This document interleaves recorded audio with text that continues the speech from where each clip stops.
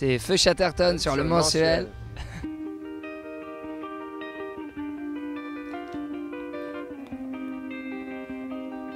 En fait, pour la petite histoire, on a perdu il y a 1 an et demi notre manager qui s'appelait Jean-Philippe Allard et qui était un grand producteur de jazz qui est beaucoup venu avec ses artistes dans ce festival. Il nous en avait beaucoup parlé et il a un lien très particulier avec le directeur, le programmateur du festival qui depuis longtemps voulait qu'on y joue. Tous, on a une certaine sensibilité au jazz, Arthur en particulier parce qu'il a fait un album avec Baptiste Trottignon, mais nous, c'est une musique qui nous parle. On a une approche d'improvisation dans le groupe, dans la manière de créer les chansons, d'écrire les chansons.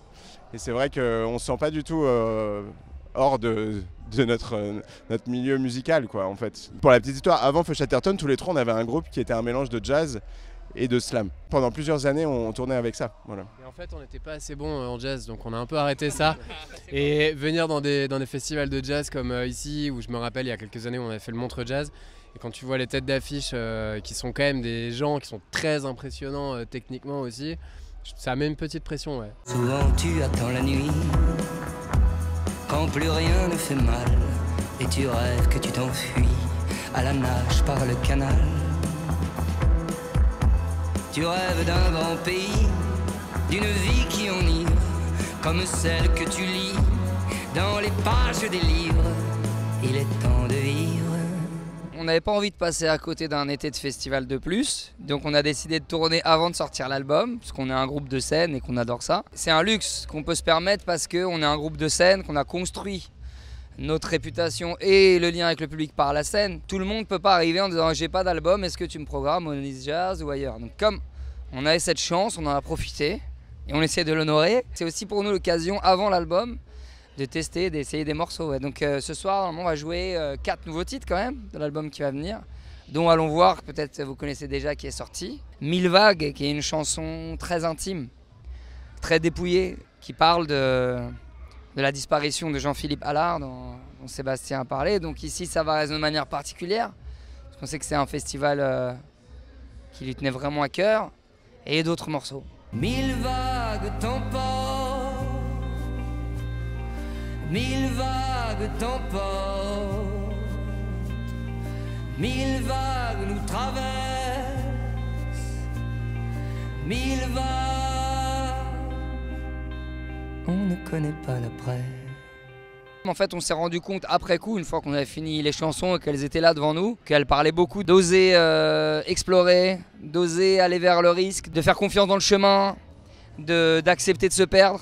C'était peut-être le seul moyen de vraiment se retrouver, savourer l'égarement, l'errance et le hasard. Et donc voilà comment l'album s'est appelé Labyrinthe. Je pense que pour tout artiste, pour créer une nouvelle œuvre, un nouveau disque, on a besoin d'être dans cet état, d'accepter que la surprise puisse arriver, le doute aussi. Parce que quand on est perdu dans un labyrinthe, on attend une surprise, mais on peut être aussi stressé. C'est ce qui nous est un peu arrivé pendant la création de ce disque. Et c'est vrai qu'on parlait du morceau Labyrinthe, c'est un style qu'on n'a jamais exploré. Et dans le disque, il y a plein de styles qu'on n'avait pas encore explorés. Et ça a été vraiment pour nous une forme de recherche nouvelle, musicale. Et ça nous a fait du bien de se perdre. C'est quand même quelque chose qui est dans notre ADN, en tout cas qu'on veut faire depuis assez longtemps, mais c'est quelque chose peut-être qu'on a réussi à parfaire un peu plus sur ce 4e album, où c'est vrai que chaque morceau est vraiment un univers en soi. Mais je pense que dans les artistes qu'on aime, qui travaillent beaucoup la production et qui essayent d'avoir des idées foisonnantes, il y a aussi ce truc-là, tu vois. Par exemple, Radiohead, un groupe dont on était très fan pendant assez longtemps, ont vraiment ce truc d'avoir un univers particulier par un morceau, c'est quelque chose qui nous touche.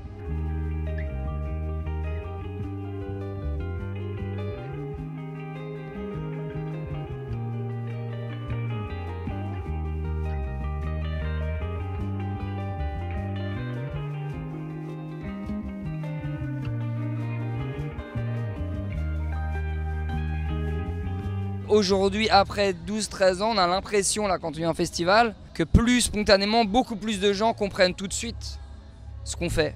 C'est un travail patient, on a semé petit à petit, où des gens sont devenus intimes avec notre musique, avec nous, et je pense avoir confiance en fait qu'une relation au public se construit, que la musique c'est quelque chose qui germe, qui s'épanouit. Ça, on l'a depuis le début, de se dire ça va être long, parce que ce qu'on fait c'est peut-être bizarre, mais on va prendre le temps, on va quelque part. On ne sait pas où, mais on a un idéal. En France, la poésie et la chanson, c'est un art populaire depuis toujours. Léo Ferré, tout à l'heure, je voyais justement un documentaire à l'hôtel sur Léo Ferré et Aragon.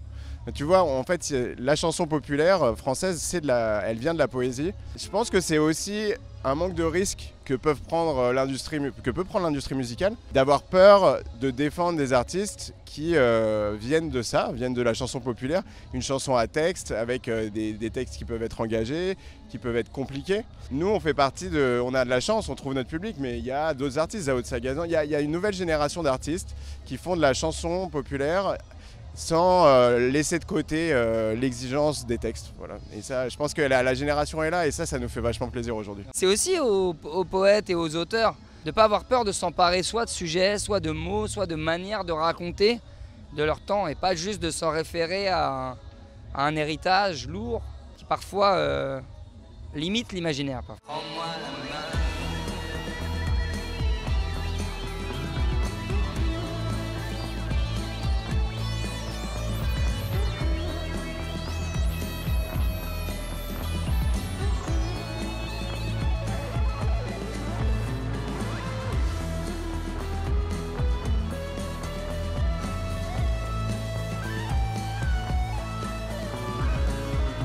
Pour nous, la scène, c'est un peu comme un acte d'amour entre nous. Enfin, il y a une connexion, il y a une espèce de lien un peu invisible qui se fait, une vibration.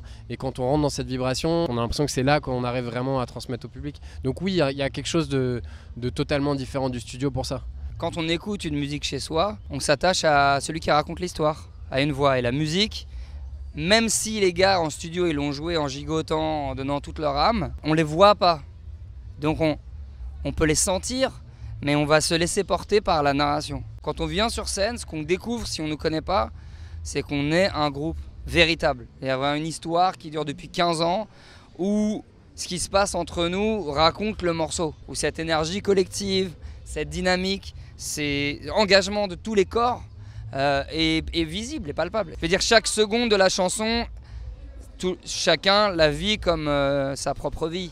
C'est son histoire. C'est ce qui met du temps en fait. C'est que quand on compose, quand on travaille les morceaux, ce qui prend du temps, c'est que tous les 5, on sente que chaque microseconde de ce qu'on est en train de faire, c'est 100% nous tous.